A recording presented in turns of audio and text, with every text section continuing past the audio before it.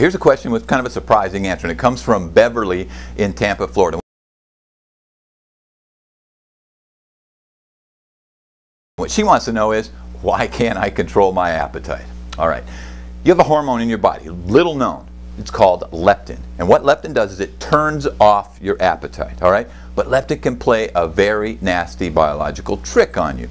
Leptin is secreted by the fat cells in your body. So the more weight that you put on, the more leptin that you secrete. But wait a second, that sounds not right, counterintuitive, right?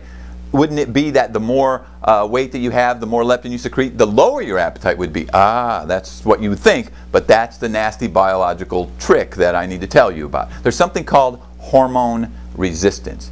And hormone resistance is when you over-secrete a hormone into your system, and then your cells become resistant to the action of the hormone. In other words, hormones send messages.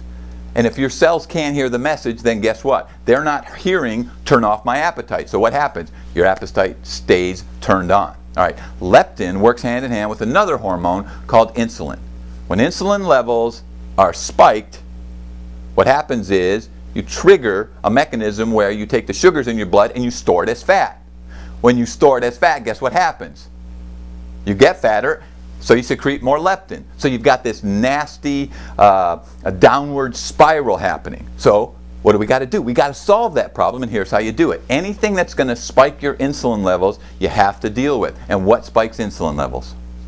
All this insane amount of refined sugar and refined carbohydrate that we're all eating. So if you dramatically lower or get rid of all these bad carbohydrates, you're going to solve both your insulin problem and you're going to solve your leptin appetite problem.